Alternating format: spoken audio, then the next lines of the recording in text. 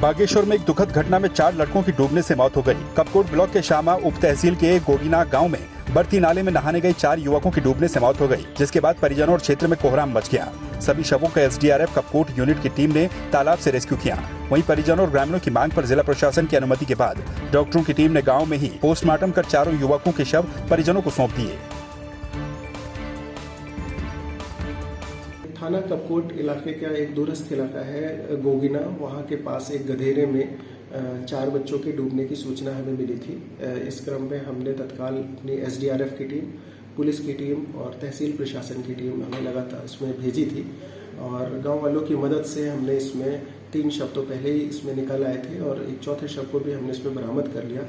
काफ़ी दुखद और संवेदनापूर्ण घटना है और गाँव वालों से और की सभी नदी किनारे रहने वालों से हम लोग पहले भी लगातार अपील करते आ रहे हैं। खास तौर से बागेश्वर में और बैजनाथ एरिया में जो मेन नदी के तट है उन जगहों पे हमने जो है जगह जगह बोट्स भी लगाए हैं कि नदी से में स्नान करने के नाम पे लोग ना जाएं। प्लस वहाँ पर हम पुलिस की भी ड्यूटी भेज रहे हैं, स्थानीय लोग भी उसमें काफ़ी हमें मदद कर रहे हैं। तो मेरे सभी लोगों से ये एक गुजारिश है कि इसमें अपने अपने क्षेत्र में लोगों को ज़रूर इसमें अवेयर करें कि नहाने के नाम पर ऐसी जगहों पे ना जाएं जहाँ पर वो फिसल सकते हो या पर कहीं पानी में जो है कहीं बह सकते हो या डूब सकते हो।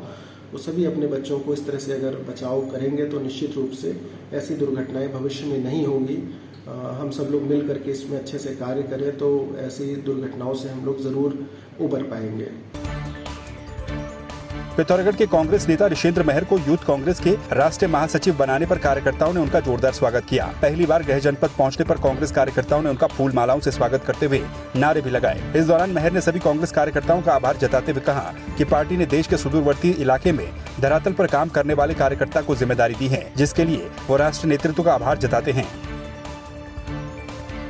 देखिए, पहले तो मैं अपने पिथौरागढ़ क्षेत्र के सभी जितने भी यहाँ पे वरिष्ठ युवा साथी आए हैं मैं कोटि धन्यवाद देना चाहता हूँ और मैं कहना चाहता हूँ कि आज जिस तौर पे सीमांत से मुझे यहाँ पे राष्ट्रीय नेतृत्व द्वारा प्रतिनिधित्व करने का मौका दिया गया है, ये एक संदेश है पिथौरागढ़ के जैसे कश्मीर से लेकर कन्याकुमारी तक कोई भी जो जमीन में बैठा अगर कार्यकर्ता काम करेगा, जो संगठन के लिए निष्ठापूर्वक काम करेगा, संगठन की नज़र उन पे है और कांग्रेस ही वो पार्टी है जो जमीनी कार्यकर्ता को अंतिम पंक्ति में खड़े कार्यकर्ता का हाथ पकड़ के प्रथम पंक्ति में लाने का काम करती है। और हम अब राष्ट्रीय कार्यकारिणी के निर्देशानुसार हम जन जन तक जाएंगे, पूरे देश में हम एक कांग्रेस की विचारधारा को दोबारा से खड़ा करने का काम करेंगे।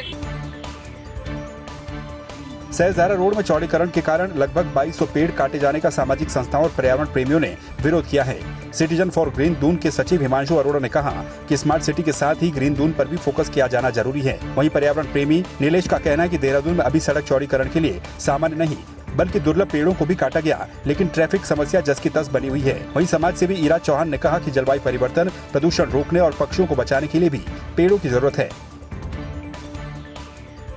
ये जो हम वार्ता की हमने पर्टिकुलरली सहस्त्रधारा रोड मतलब जो जोगीवाला से पैसिफिक गोल्फ तक के जो रोड वाइडनिंग का प्रपोजल है जो सिटी के अंदर से जा रहा है उसके संबंधित थी।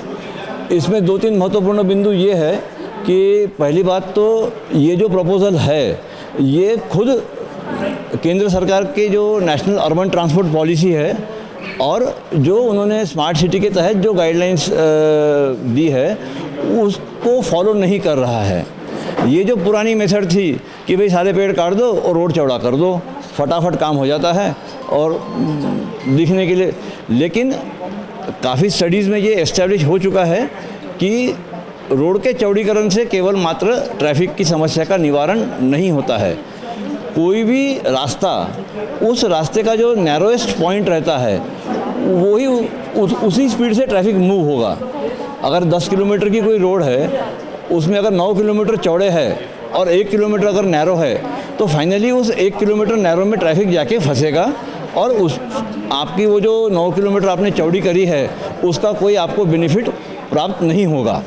जहाँ तक रही सहस्त्रधारा रोड की बात, हमने वहाँ कई प्रोटेस्ट की हैं, कई बार घूमे फिरे हैं और लोगों को समझाने के लिए। तो वहाँ हमें ग्रेट इंडियन हॉर्नबिल दिखी, हमें एक कोयल दिखी, हमें क्रोज दिखे, हमें रोज़ कलर्ड पैराकीट्स दिखे, कई घोंसले दिखे, बहुत सुंदर एक ब्लैक काइट दिखी, आउलेट्स दिखे 3 बहुत ही सुंदर छोटे छोटे बैठे हुए थे आज पेड़ पर।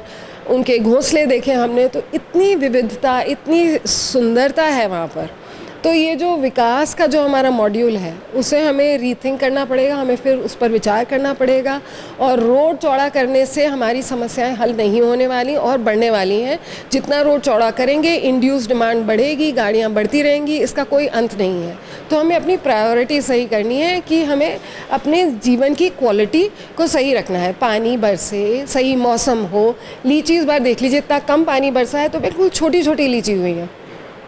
तो वो हर तरह से हम सब पर असर हो रहा है। देहरादून, उत्तराखंड में जहाँ मसूरी में पंखे नहीं होते थे वहाँ एसी की डिमांड होने लगी है। तो हमें ये भी फिर सोचना पड़ेगा कि एक मॉडल जिसके लिए हम ये सारा सैक्रिफाइस कर रहे हैं, जिसे त्याग रहे हैं इन पेड़ों को, वो पर्यटन के नाम पे, पर्यटन भी सफ़र करेगा।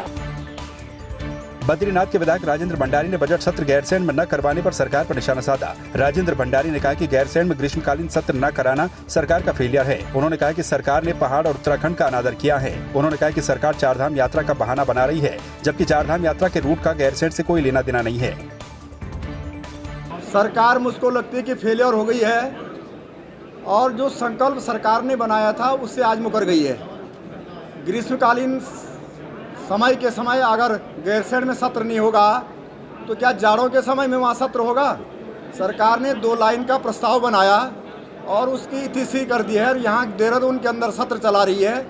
ये जनभावना का अनादर है, पहाड़ का अनादर है और हम लोग इसका घोर विरोध करते हैं। मैंने सदन के अंदर भी, सदन के बाहर भी अपनी बात रखी है। मैं बेल के अंदर भी गया हूँ और मैं अभी भी कहता हूँ, सरकार का चाल, चरित्र, चेहरा सब बेनकाब हो चुका है और सरकार किसी भी सूरत में गैरसैंण में सत्र नहीं चलाना चाहती है। टिहरी में जनता की समस्याओं का निस्तारण क्षेत्र स्तर पर किए जाने को लेकर जिला प्रशासन के द्वारा जाखणीधार के सेमंडीधार में बहुउद्देशीय शिविर का आयोजन किया गया। जिलाधिकारी इवाशी श्रीवास्तव की अध्यक्षता में आयोजित शिविर में 37 शिकायतें दर्ज की गई, जिनमें से अधिकतम शिकायतों का मौके पर ही निस्तारण कर दिया गया। बाकी शिकायतों का शीघ्र निस्तारण करने के निर्देश दिए गए हैं। निस्तारित करके अधिकारी बताएंगे। उसके अलावा चूंकि यहाँ विभिन्न विभागों के स्टॉल्स भी लगे थे तो उनमें भी लोगों हमने इसमें आकलन किया, तो बहुत से लोग आए और दवाओं का वितरण हुआ, फिर कई जानकारियाँ लोगों ने प्राप्त की। तो इस प्रकार से सुदूर क्षेत्र में इस शिविर को लगाने की वजह से जनता काफ़ी लाभ हुआ। मंगलवार को टिहरी जनपद के तहसील धनौल्टी के जौनपुर रेंज में मेरियाना नामक तोक में वन क्षेत्राधिकारी अनूप कुमार राणा के नेतृत्व में Jaunpur range, Mussoorie range, Kempty range और पुलिस विभाग खतियोर थाने के सहयोग से निर्माणाधीन अतिक्रमण हटाया गया। इस दौरान आसपास के ग्रामीण और विभागीय कर्मचारियों के बीच तीखी नोकझोंक भी हुई। एक संयुक्त टीम बनाई गई तो और साथ में अन्य कर्मचारी गण सारे लोग उपस्थित थे और हम लोग मोरियाना गए। हमें खबर मिली थी कि वहाँ कोई अवैध निर्माण कर रहा है। हाल कक्ष संख्या 1 और 2 में उस संबंध में हमने मौके पे गए तो वहाँ देखा वास्तव में एक निर्माण हो रखा था। एक पुस्ता बना हुआ था और एक दीवार बनी हुई थी। वहाँ जाकर हमने उसको ध्वस्त किया।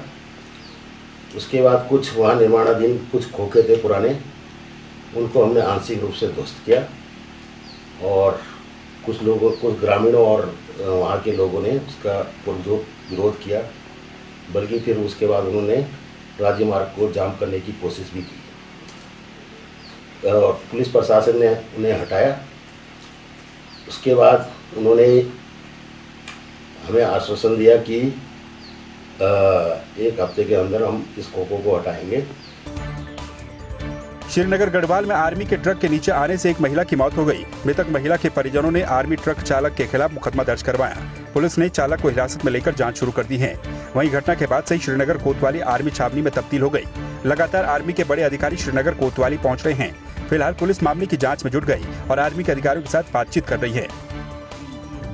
अभियोग पंजीकृत किया गया है। कल एक्सीडेंट हुआ था, आर्मी के ट्रक से एक्सीडेंट होना बताया था जो तहरीर के अनुसार है। उसमें इन्वेस्टिगेशन की जा रही है और इसमें ड्राइवर को हिरासत में लिया गया था, पूछताछ की गई थी और आगे की कार्रवाई योजना के अंतर्गत की जाएगी। हाँ, परिजनों के द्वारा अभियोग पंजीकृत कराया गया। एक्सीडेंट के मुकदमा 379, 304A, 337। रामनगर और आसपास के इलाकों में लगातार हो रहे अवैध खनन की शिकायत को प्रशासन ने गंभीरता से लेते हुए छापामार कार्रवाई शुरू की। प्रशासन के द्वारा छापामार कार्रवाई के बाद खनन माफियाओं में हड़कंप मचा है। खनन विभाग के उपनिदेशक राजपाल लेखा और एसडीएम गौरव चटवाल की मौजूदगी में टीम के द्वारा स्टोन क्रशर पर छापेमारी की कार्रवाई की गई। उन्होंने कहा कि अवैध खनन किसी भी कीमत पर सहन नहीं किया जाएगा।